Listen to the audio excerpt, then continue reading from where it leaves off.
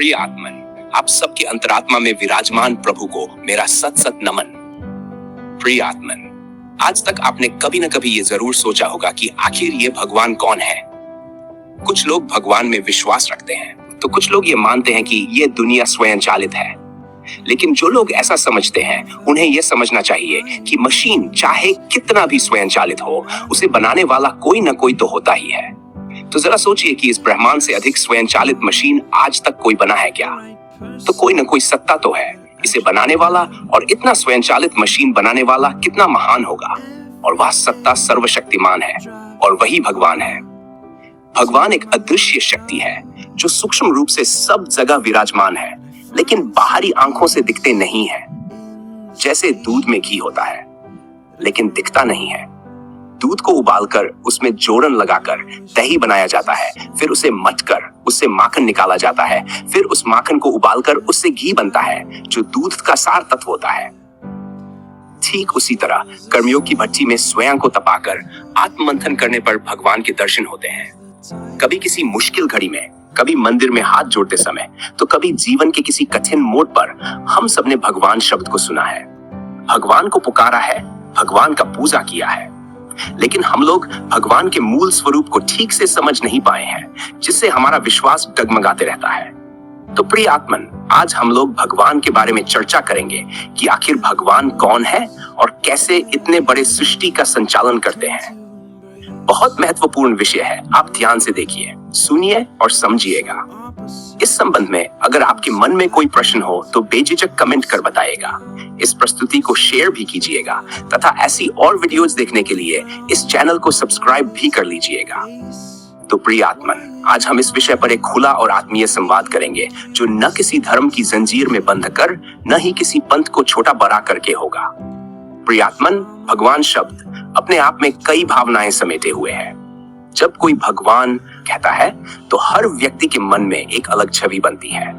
किसी के लिए भगवान श्री कृष्ण है, तो किसी के लिए राम, तो किसी के लिए शिव, किसी के लिए अल्लाह, तो किसी के लिए ईश्वर, यहोवा या वाहेगुरु।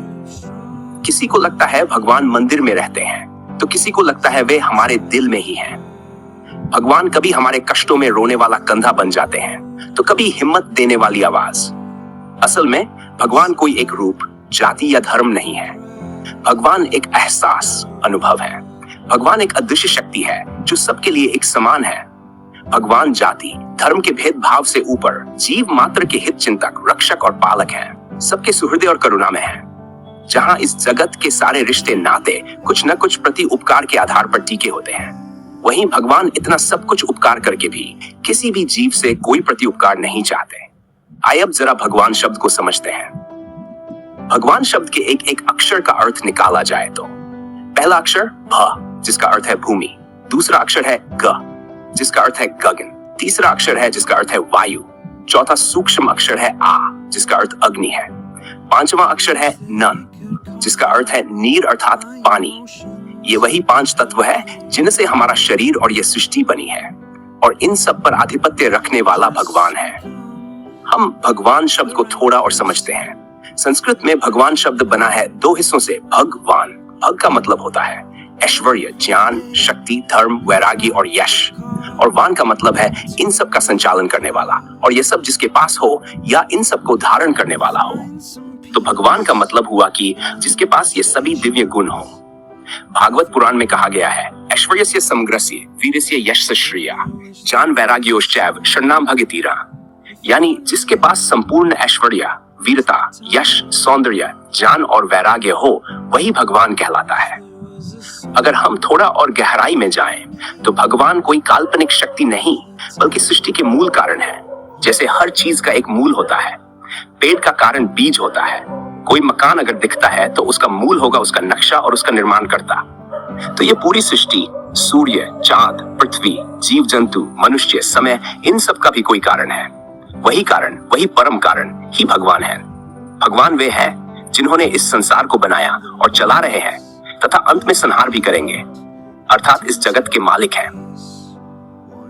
अब प्रश्न ये उठेगा कि क्या भगवान को देखा जा सकता है? कई लोग पूछते हैं भगवान दिखते क्यों नहीं, अगर है तो सामने क्यों नहीं आते? अब जरा सोचिए, हवा दिखती है क्या? आप कहेंगे कि नहीं दिखती है। लेकिन क्या आप मानते हैं कि हवा है? आप कहेंगे कि बिल्कुल हवा है, हम इसे मानते हैं। क्यों? क्योंकि हम उसका असर महसूस करते हैं। वो पत्तों को हिलाती है, हमें ठंडक देती है, हवा हमारी सांस चलाती है। वैसे ही भगवान भी दिखते नहीं, लेकिन हर चीज में उनका असर है। सूरज रोज बिना अलार्म के उगता है। बच्चे के दिल की धड़कन खुद चलती है। बीज से पेड़ बनता है। ये सब कौन कर रहा है? ये सब उस एक अदृश्य सत्ता के इशारे पर चल रहा है, और वही है भगवान। भगवान या परमेश्वर या परमात्मा इस सृष्टि के एक एक कण में विराजमान होते हैं, लेकिन उनका प्राकट्य कहीं कहीं होता है।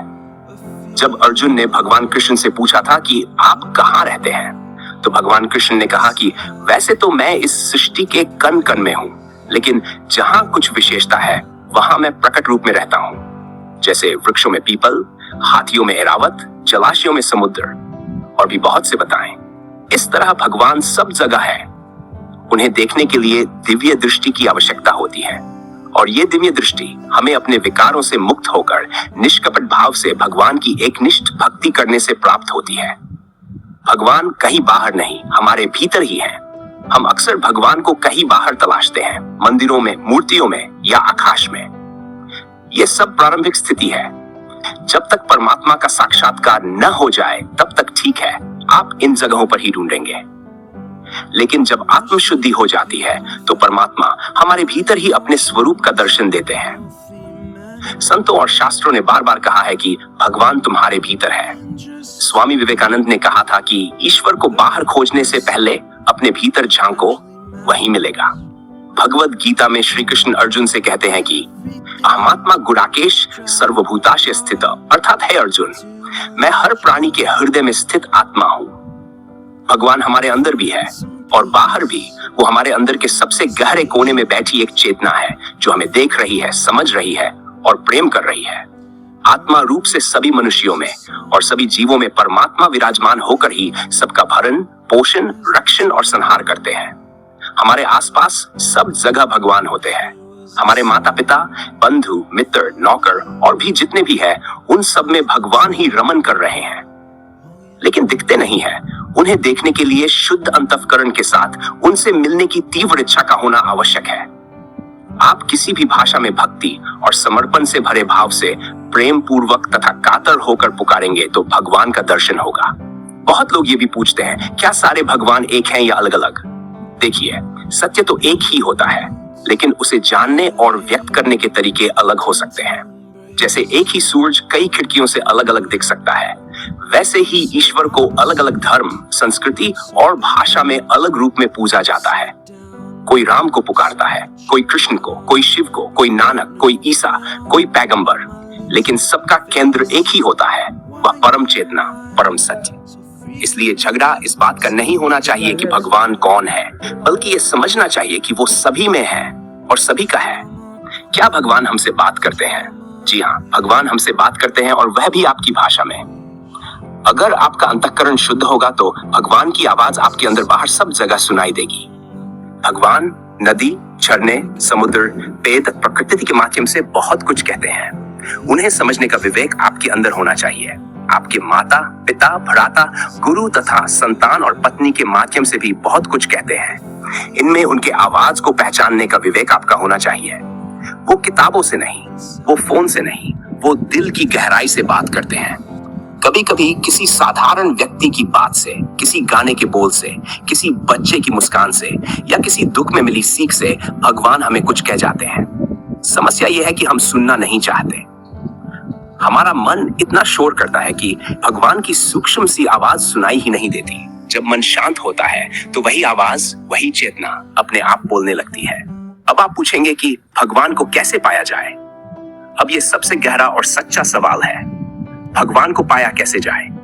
इसके लिए शास्त्रों, संतों और महापुरुषों ने कई मार्ग बताए हैं। भक्ति योग, प्रेम के माध्यम से ईश्वर को पाना।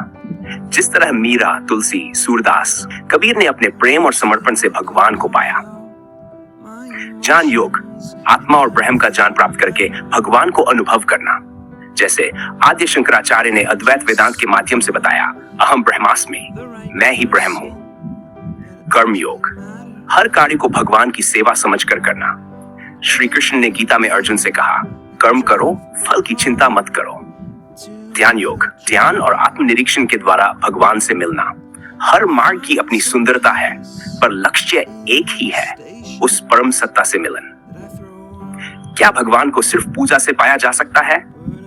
पूजा एक माध्यम हो सकता है, लेकिन सिर्फ पूजा करने से नहीं, प्रेम और अनुभव से भगवान मिलते हैं। आप रोज अगरबत्ती जलाएं, लेकिन मन में ईर्ष्या, अहंकार और दिखावा हो, तो भगवान खुश नहीं होते। वहीं कोई गरीब व्यक्ति जो सच्चे दिल से दूसरों की सेवा करता है, सत्य बोलता है, खुद से लड़ता है, वो भगवान के और करीब होता है। भगवान को बाहरी चकाचौंध नहीं, भीतर की सच्चाई पसंद है। भगवान और इंसान का रिश्ता क्या है? इंसान और भगवान का रिश्ता कोई औपचारिक रिश्ता नहीं है। ये माँ बेटे जैसा, प्रेमी प्रेमिका जैसा, सखा सखा जैसा, और सबसे बढ़कर आत्मा और परमात्मा का रिश्ता है। रामकृष्ण परमहंस कहते थे कि भगवान तुम्हारे सबसे अपने हैं। जब सब साथ छोड़ दे, तब भी वही साथ रहते हैं। हम जब थक जाते हैं, रो पड़ते हैं, हार मान लेते हैं, तब भगवान ही हमें थामते हैं। कभी किसी शब्दों के माध्यम से, तो कभी किसी मौन रूप से वो हमारी पीठ थपथ पाते हैं। तो चलिए अब एक बार फिर से सरल शब्दों में दोहराएं कि भगवान कौन है। भगवान वो है जो इस पूरी सृष्टि का कारण है, जो हमारे भीतर बैठे हैं, हमारे रोम रोम में, जिनसे हम टूट कर प्यार कर सकते हैं जैसे कोई अपना हो, जो किसी धर्म, जाति या भाषा के मोहताज नहीं है, जिन्हें पाने के लिए हमें महल नहीं, एक सच्चा दिल चाहिए। भगवान कोई दूर बैठा शासक नहीं, हमारे सबसे करीबी साथी है। भगवान से मिलने का सबसे आसान तरीका है अपने भीतर झांकना और सच्चे मन से उन्हें पुकारना। वो कहीं बाहर नहीं, आपके भीतर ही आपको खोज रहे हैं। तो प्रियात्मन, आशा है कि परमात्मा के बारे में थोड़ी और मुख्य समझ आपको मिल गई होगी। परमात्मा को पूर्ण रूप से समझने के लिए आपको आत्मज्ञान प्राप्त करने का लक्ष्य बनाना होगा। और अगर आप आत्म साक्षात्कार करना चाहते हैं तो इस चैनल के सभी वीडियोज को देखते रहिए। अगर आपको आत्मज्ञान के सफर में कहीं भी परेशानी या असमंजस हो तो बेहिचक पूछ सकते हैं। धन्यवाद। हरिओम सत।